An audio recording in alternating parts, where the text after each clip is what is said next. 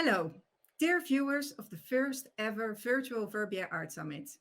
I am Anneliek Sijbrandij and I'm the founder and director of the Verbier Art Summit. First of all, I would like to welcome you to our summit platform and thank you for being part of the summit's ongoing mission to drive social change. I will introduce three incredible summit museum partners that are here with us today and give you some background as to why they are brought together for this opening of the Verbier Art Summit debate series. As you may know, the fourth summit took place in January 2020, around a theme chosen by Jessica Morgan of the Dia Art Foundation in New York, Resource Hungry, our cultured landscape and its ecological impacts. The day after this summit, Jessica and I had a meeting with one of today's guests, Philip Tinari, the director of the UCCA Center for Contemporary Art, Beijing, UCCA June, and soon to be UCCA Shanghai, to discuss possible ideas for what would be the summit's 5th anniversary in 2021. Each year, our non-profit platform brings together innovative thinkers with influential artists to kick off debates on important social issues. We started with Beatrix Ruf, our second guest of today, who was the director of the Stedelijk Museum in Amsterdam at that time and who co-designed the summit format with us back in 2017, themed around growth or degrowth. Beatrix proposed for each Verbier Art Summit to be curated by a new leading museum director, who could identify a theme of their focus for the summit conference and its accompanying book that is designed by Irma Boom each year. For 2018, she proposed our final guest of this debate, Daniel Birnbaum, who is the director of Moderna Museet in Stockholm and is now director of the London-based digital art platform Acute Art. Daniel curated the second summit, around art in the digital age, and he then chose Jochen Volt of Pinacoteca de Sao Paulo to curate a political theme for the 2019 summit, who in turn invited Jessica Morgan to curate the 2020 summit. This brings us back to January 2020, the end of the last summit, when Phil was already dealing with what later turned out to be the COVID-19 outbreak. Phil and I decided together very early on that there would be no big new 2021 summit with a new theme and a new group of international artists and thinkers to come to Switzerland, but that we would focus on continuing the resource-hungry discussion and that we would invite Swiss speakers only, who could hopefully come and travel to Verbier. However, Beatrix, who remains an important partner of the summit as our strategic advisor, urged me that you simply cannot do a Swiss summit if you're an international platform. And of course, she was right. So here we are.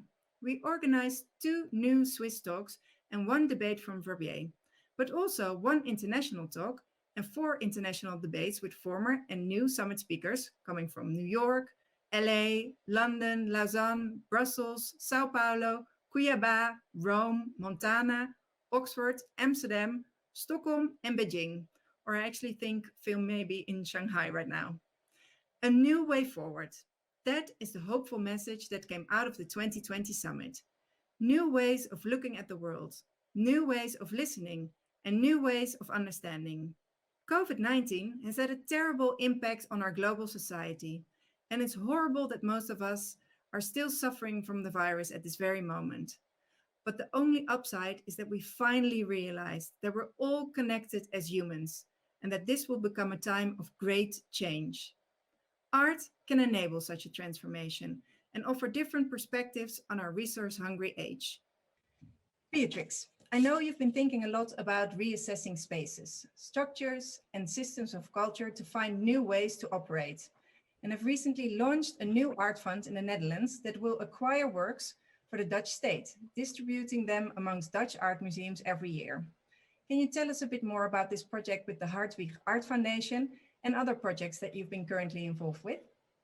That fund is actually a really interesting development. You mentioned the Hartwig Art Foundation is a new foundation founded in 2022. The foundation has other legs, so to say, for that. One is in the medical science and one is in education. And with the Hartwig Art Lab Foundation, the idea is actually to initiate and then sustainably support projects, structural initiatives, systemic initiatives in the arts. And this fund you just mentioned is basically one of the first projects. It can be, that this fund, this foundation actually initiates a lot of different projects, and they all can be, but not necessarily have to be institutional in the end. This fund was initiated because on one hand, the question was how to, how to support artists, and the other question was what does it mean actually to collect art. And with arts means totally all disciplines are meant in there. So for the 2020-21 project, the foundation thought it should be a bit different. It should not act as it will act in the future, in the hopefully very long future, which is to enable artists to produce works they want to produce, and then acquire those works and immediately donate them to the state collection of the Netherlands, which has a long tradition in the Netherlands, actually, that institutions are looking at their collections as something which is beyond the physical place of one institution. And this foundation thought that it would be great to actually fuel into this idea of the state collection in enabling artists to produce work and then make this available actually to all the institutions in the Netherlands, but could also be international institutions through the collection of the state. 2020, we thought it would be much better to look into the fabric of production in the Netherlands. And as you all know, the Netherlands has a really active and important field of post-academic institutions for artists as well as for curators, and many mid and small size institutions which look into early presentations with artists, look a lot into production as well. And this very important fabric, of course, is very endangered in times like we are in now. And we thought that we basically give the whole annual budget of this fund over to those institutions and initiatives in the Netherlands. So we invited the post-academic institutions to propose, to nominate artists from the alumni field. We invited the curatorial post-academic programs to form a team from their alumni. And this team of 5 young curators is now really handling the project. So 15 artists now get immediate honoraries, and there's a budget to acquire the work. They're not commissioned work, but they're actually just being supported to continue the work as they want to. And mid of this year, we will know which works will go into the Rijkscollectie. And then there is a group of 5 institutions which then will do shows with the artists and their works. That brings me to the other institution I'm involved in, is the Garage Museum in Moscow. And that was actually very interesting because since, it's almost a year now that I haven't been able to go there physically. Wow. Everything has happened on Zoom.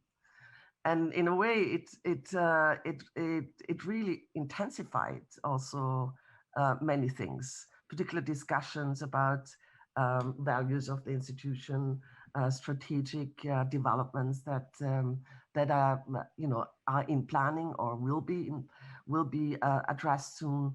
What does it mean to keep a program alive when artists cannot travel to the spaces anymore, to the places anymore?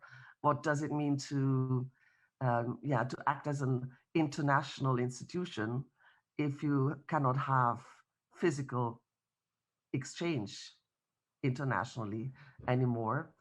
And I think the Garage did some really incredible things also. They immediately set up a a program to support local artists. So they commissioned work actually to many Russian artists, and these works will be shown this year.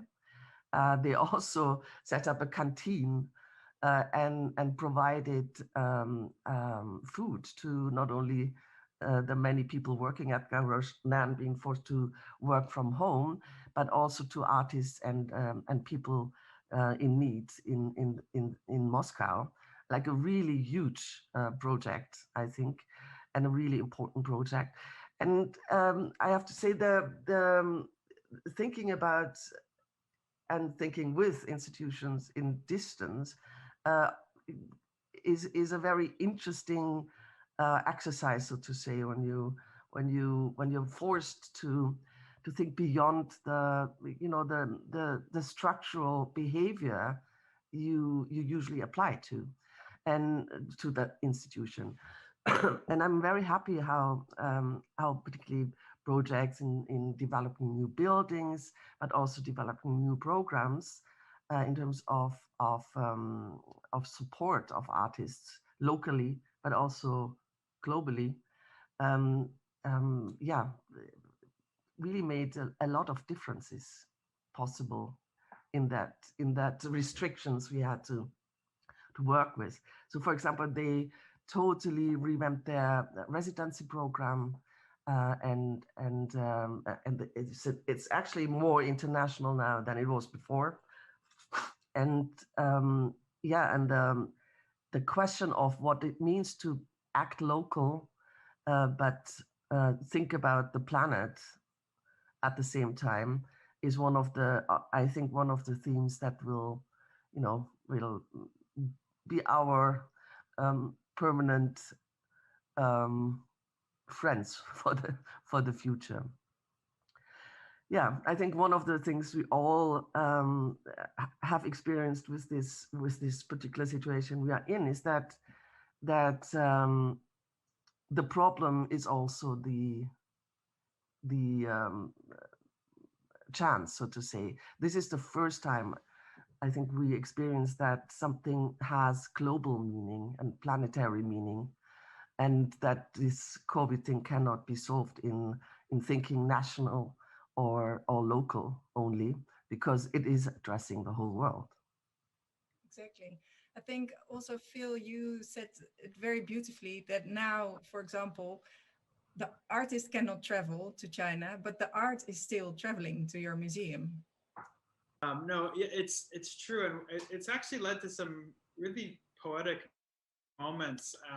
Over the summer, we opened an exhibition with Elizabeth Peyton that had been postponed, like so many exhibitions, because of the pandemic. But it came to, we were working with the National Portrait Gallery in London, and in a normal time, a show like this would mean, Nick Cullinan would come and Elizabeth would come and people from the studio would come and the gallerists would come and we would have a big dinner, and that mode that we were also used to of kind of how the art world would always work.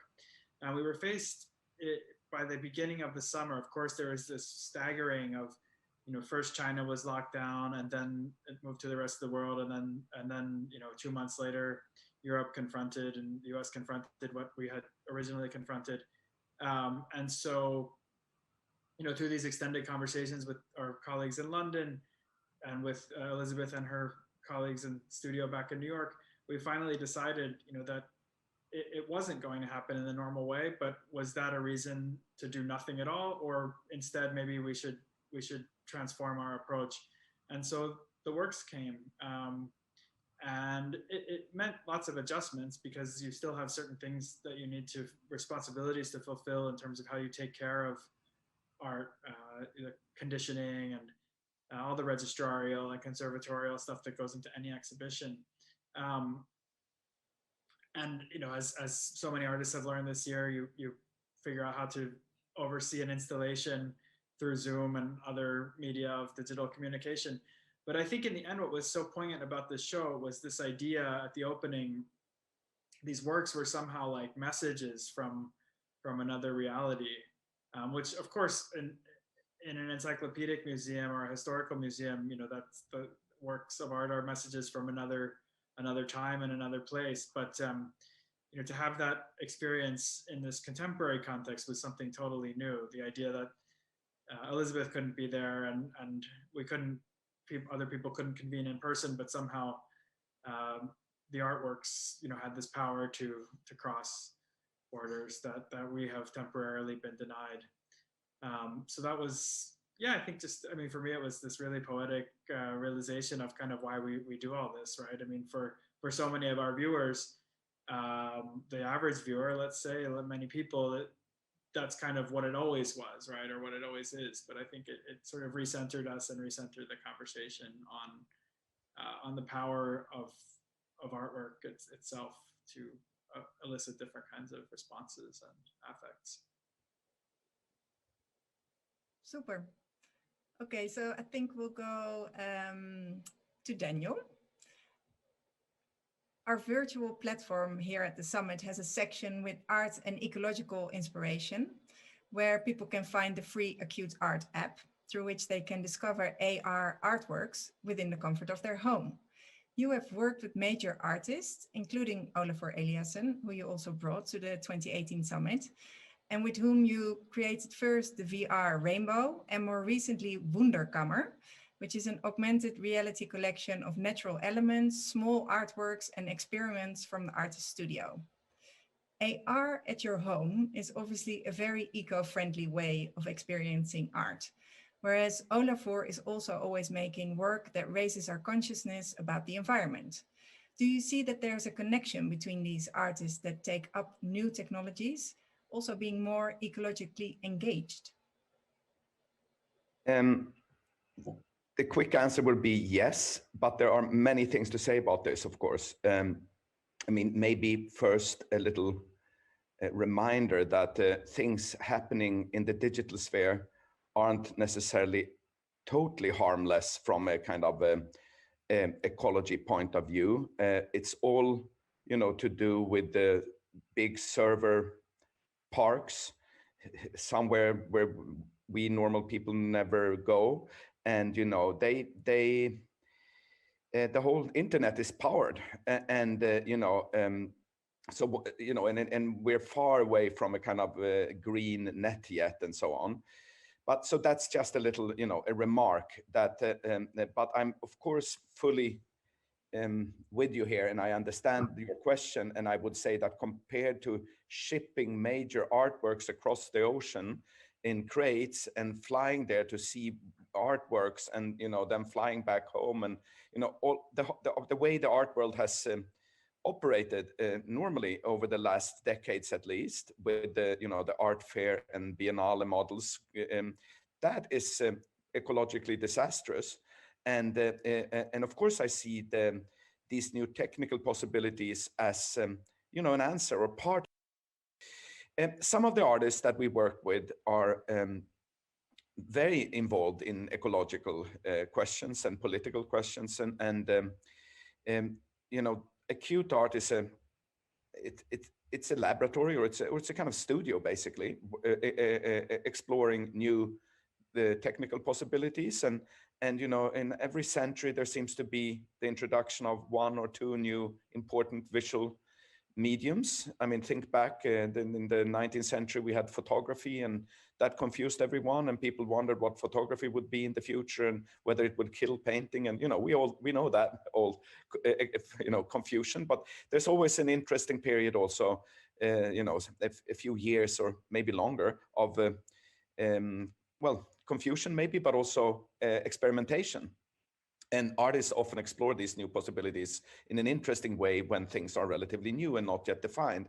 And I think in this century, we have so far a new medium, or say it's a cluster of possibilities, which is AR and VR and mixed reality. It's all from a technical point of view very very similar, but it can be projected, or it can reach an audience via an iPhone, or via an iPad, or a computer, or a headset, and all of these things I think will develop. And when I got involved with this, which is actually, it's nice to be here with all of you, because when was it, in 18? Yep. We had the conference about more than real, I called it. I was asked to kind of formulate a theme, and art in the digital age, and we were looking at some virtual reality pieces there, including Olafur's rather minimal VR piece called Rainbow. And I always thought that these possibilities would become more and more, of interest to people in a few years when the conversation about the climate crisis becomes even more, more radical, and the whole thing would become more urgent. But of course, the COVID situation somehow fast forwarded everything, because suddenly it was no longer, an hypothesis that, in a few years everything has to change. No, it changed. We were all, in lockdown, or at least we couldn't travel, and all the kind of questions that that I thought could be discussed in relationship to these themes were suddenly present, and all the limitations and all the problems, and we had to, react to something immediately. And yeah, we did a virtual reality piece with Marina Abramovic a few years ago that was about melting ice, and it was premiered in Stockholm during the Nobel Prize week. And she spoke to scientists and presented this as a kind of visually strong statement about the condition. I mean, about our planetary condition, basically. And we did a VR piece, a very rough VR piece with Ai Weiwei, which is also about his his key interests, or his themes, that life on the planet. It was about homeless people, migrants, and homeless animals, and that was launched together with the Guardian, the newspaper. And during the first hour, it reached, I think, 25 or maybe more, maybe 50,000 people. And that was possible because it was not in headsets. That's when it was just on screens and on telephones, and one could see it, of course, as a fully immersive experience in a headset, but it could also reach people via the phone. And that's when we started to understand that, something we of course already knew, but that VR is a great visual possibility, but it's rather difficult to distribute still, and you need headsets and heavy equipment. And we did a few shows. I did a show called Electric that traveled to some institutions in Germany and the US and so on, but it didn't reach a lot of people. The Ai Weiwei's piece did, but then of course AR is a super easy to distribute.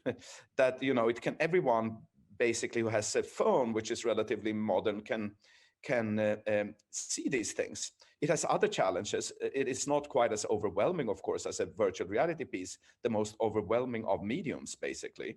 But it became an interesting possibility in the middle of the lockdown, and we had already produced a number of things, and Olafur, as you said, Anneliek, he continued his exploration of these new mediums with this piece he calls Wunderkammer, which is basically a number of natural phenomena, like the sun and a cloud that rains, and a little bird and a few other things from nature that we would normally have outside, that you could bring inside, and you could place it in your own living room. And yes, in Olafur's case, this is very much part of his general interest in political challenges and ecological challenges, and we launched this, I think, in the late spring, and it immediately really reached large audiences, probably bigger audiences than anything I've ever been involved with, including the Venice Biennale, because it really reaches people everywhere. And then we weren't so sure how we would kind of institutionalize, or whether we wanted to institutionalize this, and what are the art structures, the art world structures that can carry these works. And we did a number of small things in relationship to art fairs and institutions like the Serpentine in London. They're always very interested in these kinds of things. And then the conversation started with Phil, and Phil actually did the first ambitious institutional AR show, I think, in the world. There has been other, I shouldn't pretend that this is not, that Phil and I are alone here, and there are other initiatives, and there are, artists who've done works with their own apps and all of that. But, a major museum like the UCCA placing a number of rather complex AR pieces together in a group show. I think it was the first, and I of course couldn't see it, and officially says I curated it, whatever that means. I guess Phil placed it in different places with some colleagues and friends that we have, common friends in China. So it was an interesting bridge between London. I could hardly leave my apartment. I was always in my kitchen. And there I was, curating in China. That was a bit of a, scientific-like, a science fiction-like kind of experience. And I think it did reach a lot of people. And then, we can maybe listen to Phil, how he experienced it. But rather quickly after that, we thought we could do a similar thing. So just a few weeks later, we did something a bit similar in London, but without an institution. We also thought that, super interesting to see how it works in a museum, but also we could explore some sort of festival biennale-like possibility. So together with a magazine called Dazed, or a media group rather, Dazed and Confused, with Dazed, we did a similar show, but outside along the river. Unfortunately, they had to close because, it was up for a few weeks and a lot of people saw it. But then came the third lockdown, and we're not even allowed to go out more than 1 hour. So we thought there's no point in pretending that we have a show there. And that's when the third step came, which you mentioned, Anneliek, where we asked people to curate their own shows in their houses. And this is again a collaboration with Dazed. So since they have big audiences actually with several different magazines and different digital platforms, they ask people to put together their own show. It's maybe not fully on the level of a real physical show, but it's a possibility. But I have to say that this year has been a horrible year, but it's been kind of interesting for someone working with these possibilities. Okay, Phil, I would like to move on to you, please. So you said art has a very powerful way of opening up your eyes. And Jessica Morgan also spoke about this in our New York debate, where she said that at DIA, they center their attention on people rather than things now. And earlier this year, we also discussed this with you, Phil, that the institution now functions more as a caretaker of its staff, its community, its artists, also focusing more on the local rather than always the international. We just touched upon it already a little bit as well. Is this trend continuing now life has pretty much returned to normal in Beijing? I think absolutely. I think we've just become much more intentional about the way we think about what we do. And part of that is even just maybe doing a little bit less and trying to do it with a bit more care and a bit more planning and time going into it, just because the previous rhythm of just more now, faster, bigger is I think suspended for some period. So just the act of having to postpone so many of the 2020 shows into the future, on the most basic level, gave us for example Taofei, whose retrospective will open in March. It should have opened in September already, and it should be over by now. And it's, in a way, it's just kind of wonderful that there's been an extra year for us to think about all the possibilities and the great responsibility of presenting her work, comprehensively, really, in China for the first time. Here's an artist who's shown all over the world at Serpentine and PS1 and the Pompidou and so on, but has never really properly been put in front of people in the city where she's lived and worked for the last 20 years. And to do that in a way that's also trying to think about more specifically about why the viewer would risk coming and what they might be hoping to get out of the experience of being there, rather than just doing it because for the obvious sort of curatorial and academic reasons that we previously might have. So, and I guess also through this whole time we've been planning to open a new venue in Shanghai, and actually going through the whole construction process and sort of trying to plan moments of rest and places of reflection kind of into the museum kind of from the beginning has been another powerful experience for us as well. So I suppose I think this whole experience has made us just a lot more willing to think about the implications of everything we do, and not just with reference to its environmental impact, but also just its rationale. What kinds of, back to this idea of resource hungry, right? Like what resources are consumed with every single decision, be those the public's attention, our own budgets, or just kind of our the sort of labor and time of our staff and our different collaborators. Thank you for that. Would you want to start explaining a little bit on the show you did together with Daniel recently? Sure. Well, I mean, the exhibition is called Mirage, Contemporary Art and Augmented Reality. And it actually sort of grew out of a smaller collaboration. There was an idea because of certain friends and collaborators working in and around UCCA to present one or two pieces that Acute had produced. And we actually, and a little bit the opposite of what I just said, but we sort of allowed it to grow very intentionally, but allowed it to become kind of bigger as the conversation evolved. And we thought maybe instead of presenting a single work, it's more interesting to really dig a little bit deeper and try to explore what this new medium of augmented reality might mean for the art world and for viewers and consumers of contemporary art, especially against this context of it being more and more difficult to move people and objects across borders. So is there a way you can conceptualize and execute a highly international collaboration, but one that is, obviously not entirely carbon neutral, but one that is still possible even against these new circumstances.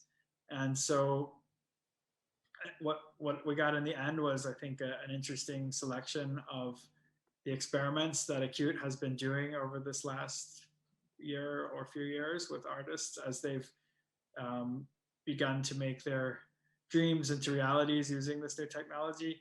My deepest impression of the whole thing is that we've spent so much time thinking about what it means when the museum becomes a place to take photos and selfies. The ironic thing is that with work in AR, you actually can't take a selfie because you have to use the phone to view the art. And actually, because it's such an emergent technology, you kind of have this situation that occurs frequently where you see people, kind of groups of people huddled over a device, sort of trying to figure out how to make something work together. Which is probably a temporary dynamic. I mean, I think in a few more updates of the operating system and of the Acute app, and this will probably be built into really basic functions that we access with one click. But there's this kind of liminal moment going on where it kind of reminds us of like the internet in the 90s. When everyone was sort of just first figuring out what are the rules of the game and how does this work. And it's nice because there's a lot of potential and possibility in those kinds of moments. And so I think that's one reason why it was sort of fun to do it at this particular time instead of a year from now or 2 years from now. We've taken Jessica's 3 questions as kind of guidance for this virtual Verbier Art Summit. And her first question centers around hope.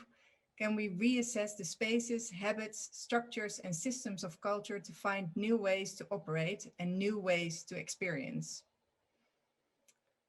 Daniel, back to you, I think. What is your view on this? Of course, I am thinking about those questions in relationship to these new visual possibilities provided by these new mediums, and what is actually what are the spaces that we inhabit, and what institutional platforms do we need if we think about these how these forms will develop. And in a way, this year has been, has given me and my colleagues a chance to really think about that. And the three examples again are, what we did with Phil and what we did with the City of London and what we now ask you and everyone who listens to us here to try at home and place those objects. And, it's very different from the traditional museum world that I worked in for 20 years or so. I mean, the museums in London were totally closed. The museum where I used to work, the Moderna Museet in Stockholm, is still closed. A year ago, or a little bit more than a year ago, I remember we were working with Olafur to, well, talk about one of our favorite examples here, since he's been involved with this summit also. He had his biggest, maybe, or one of his biggest shows in London at the Tate, where he once became so visible. When was that? Almost 20 years ago or 18 years ago, yeah. something, when he showed his big sun, the weather project. But now he had a more traditional, or a real survey.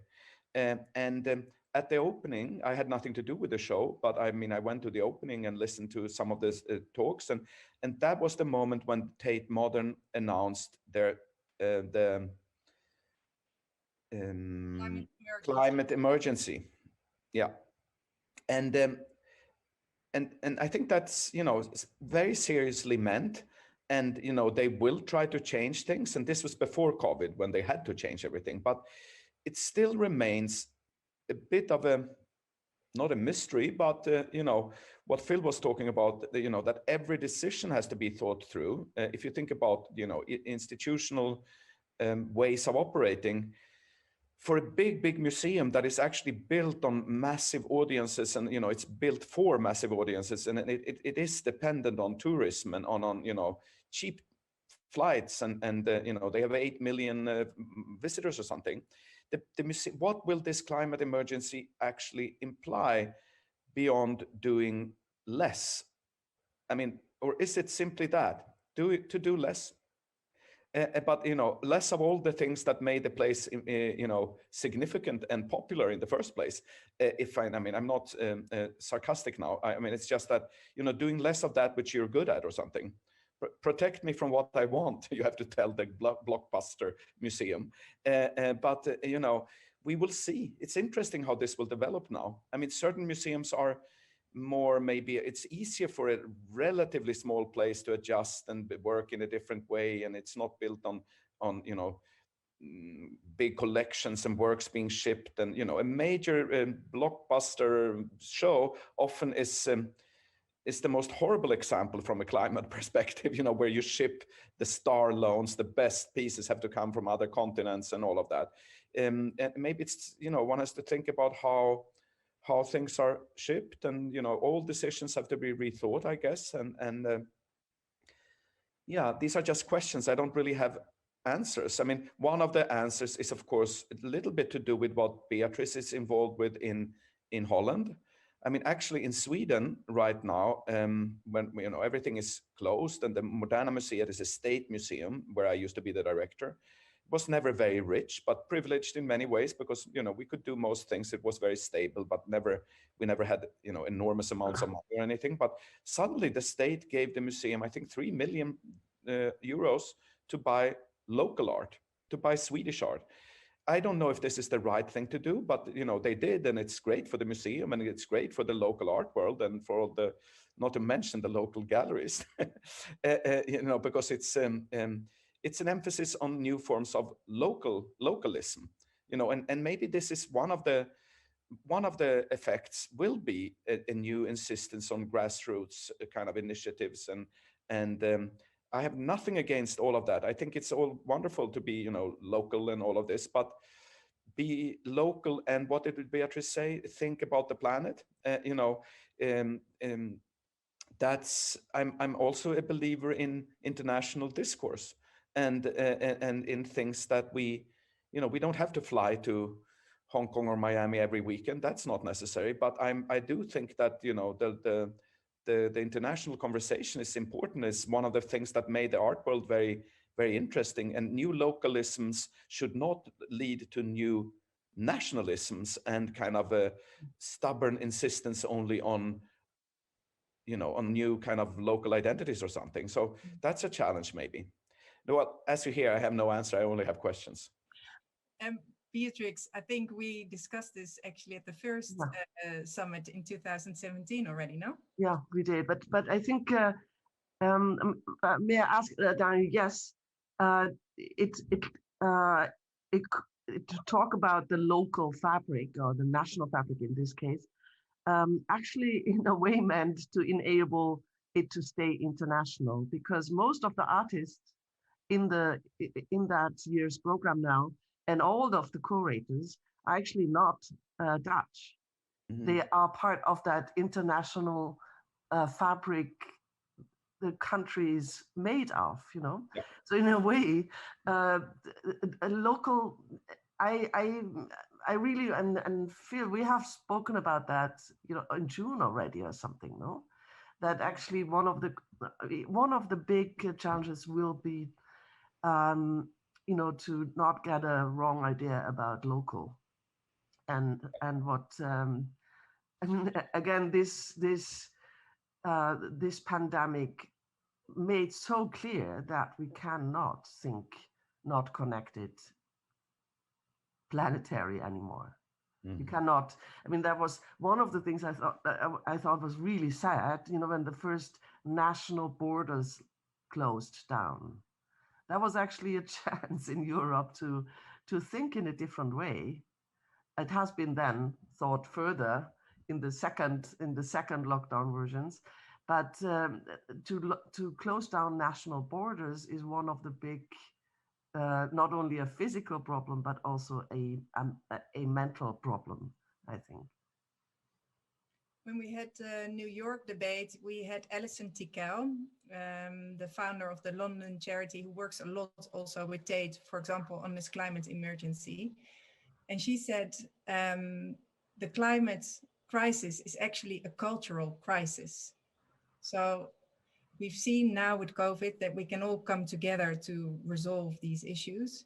And it's the same with the climate. If we all work together, there's an opportunity to solve that issue as well. And we really hope that because people have seen now through COVID, as you say, Beatrix, how connected we are, and that you can work together to resolve it, that will happen on the climate front as well. First, I saw Bruno Latour, the philosopher, and Noam Chomsky claiming this early on, you know, after a few weeks of COVID. And then it actually, you know, was repeated by both Macron and Merkel. So it actually reached the highest level of European politics that this is, you know, a test.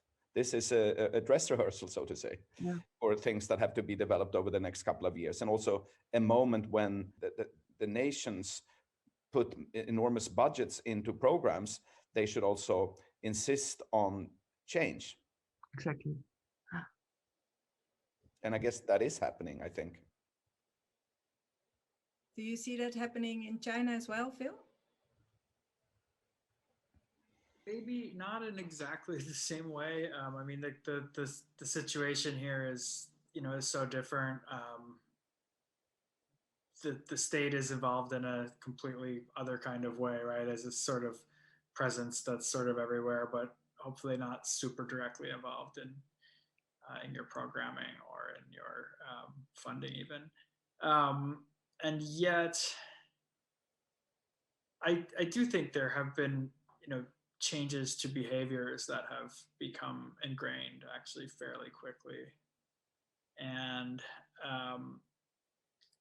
I think for China, a lot of it has just been about this realization of its kind of enhanced place in this global conversation. You know, I mean, this is the place where the pandemic originated. As much as people speak about that in different ways, I think there is this baseline consciousness that this is a, you know, an issue that began here. And then of course you have this sort of idea of looking at the world and seeing different ways of managing it, and a kind of, it's been reported on a lot, but a certain confidence that comes with looking at how, the successes of this Chinese response. But I mean, I think more than that, and on the level not of government organs, but of just kind of ordinary thinking people, this kind of marks this moment where China is no longer peripheral. It's somehow very central to where things are going, and the kind of responsibility that comes with and from that is certainly something I get from conversations I have with my staff and with other kind of interlocutors here. I thought it was interesting that the first reflexes were to reduce. Everyone was speaking about reduction of travels, reduction of programs, reduction. But I hope that actually what Daniel also touched on, that is this dress rehearsal really leads to investment in changes, structural changes, not only in terms of the tools we use like planes and ships and whatever, but also in terms of societal structural development. And yeah, let's hope that there's a lot that can be learned from the situation we are in now. I would like to thank all three of you very much for joining this discussion. And let's now move on to the Welcome live Q&A. to the live Q&A session of the Beijing debate. As we only have 10 minutes, I will jump straight into the first question, which is for all of you. How can the new art, local and global insights be translated into life beyond the pandemic into our shared future? Who would like to answer?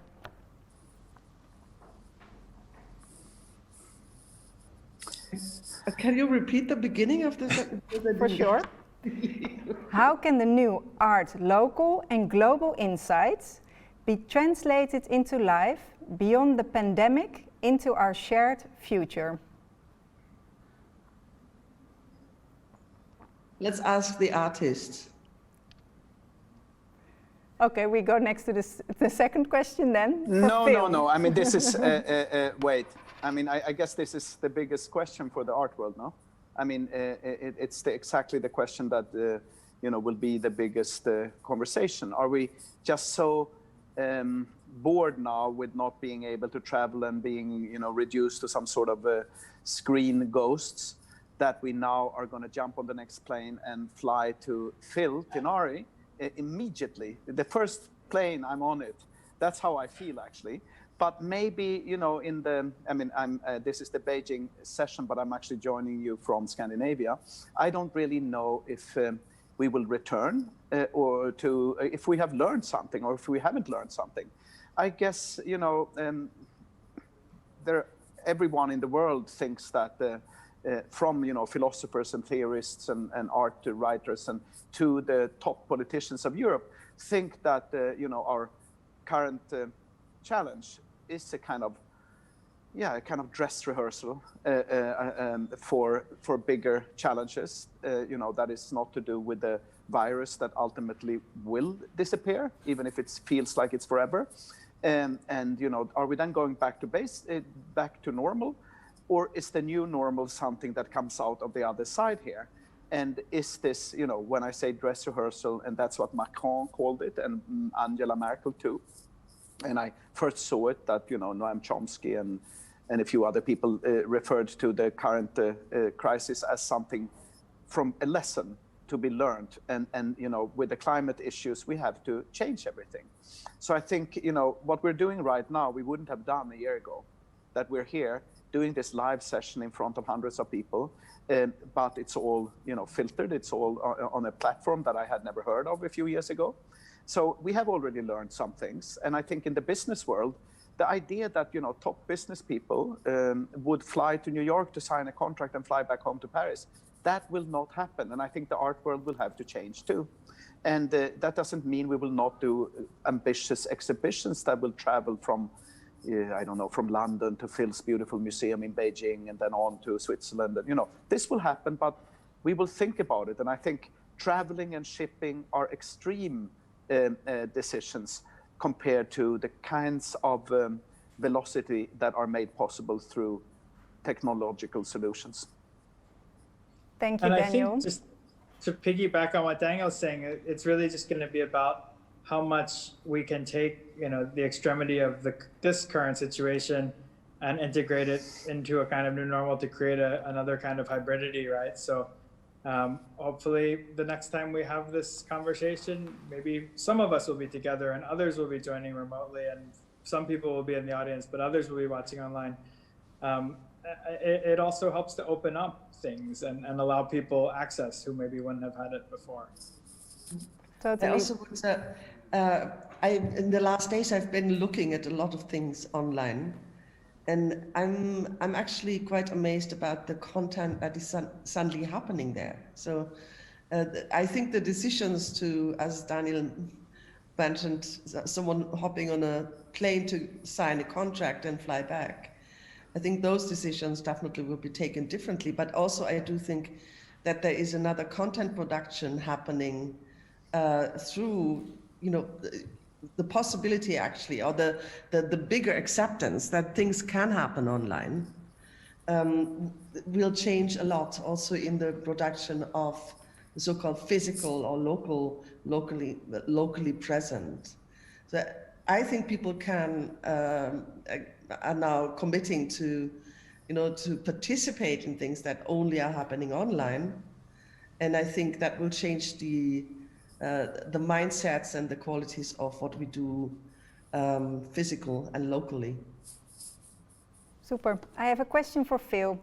Do you see AR, VR replacing physical presence of sculptural works?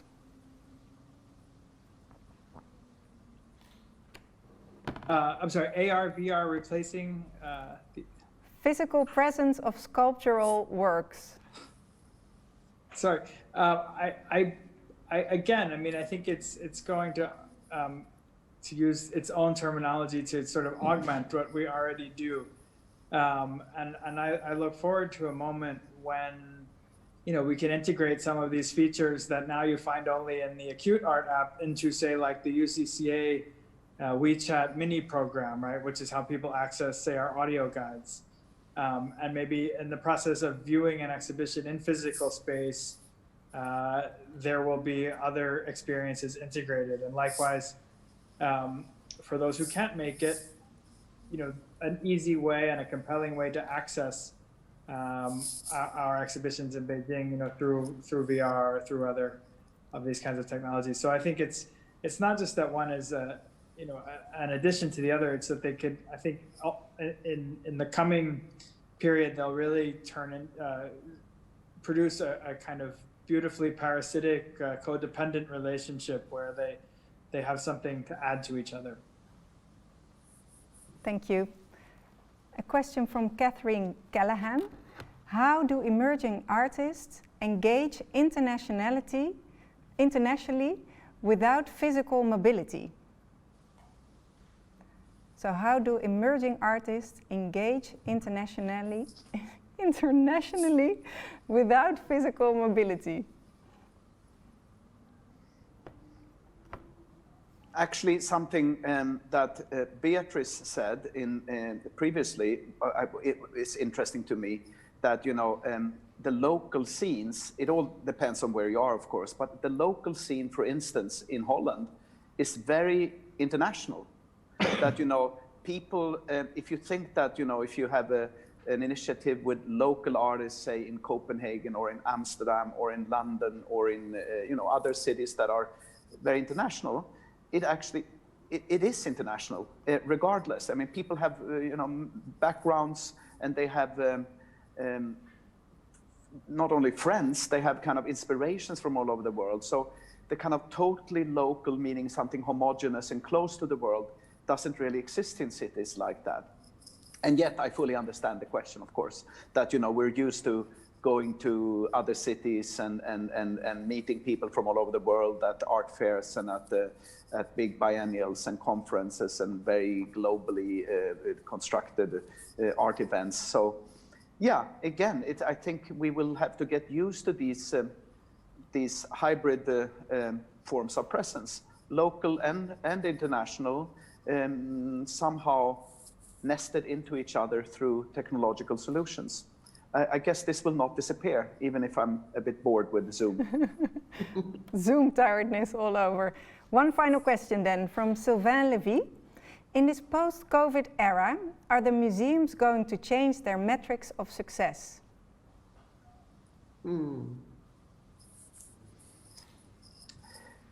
Yeah. I think we'll have to. I mean, I think it's no longer going to be the simple metric of number of visitors through the door and quality of the reviews in the local paper, right? Instead, it'll become a more integrated thing about how many people and what kinds of people, what range of people can we engage through a whole range of tactics and strategies.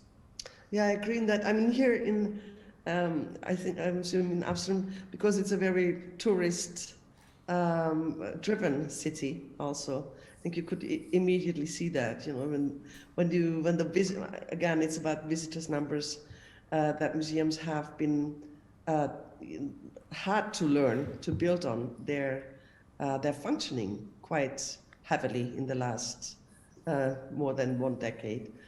And I think that is I assume that's a really important learning process, that this is, if this just stops, what then is the community, so to say. And I think I'm very curious, and I'm very looking forward to what comes out of that perception and learning process.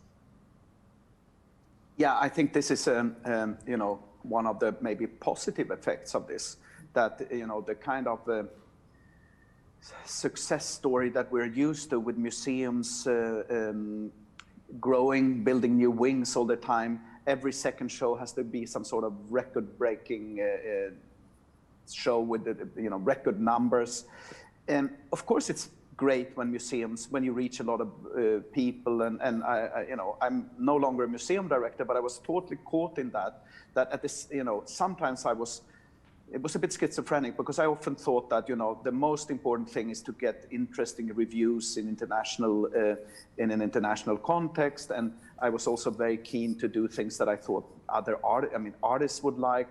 And the art world is very small compared to the 250,000 people who come to maybe a successful show, even in a city like Stockholm. So I always felt that, it was a bit of a schizophrenic situation. I cannot even imagine what it's if you run a museum, say in Beijing or in New York, where you really can have like 500,000 or 600,000 people. But when that's the only way to measure, something has gone wrong. And I think we're now forced to kind of rethink, and that's interesting, I think. Definitely. I think we need to leave it at that. Dear Daniel, Phil and Beatrix, thank you so much for your ongoing support of our platform. This was a great debate. And for the listeners, also thank you for watching us. We are back with a new debate very soon, so stay tuned.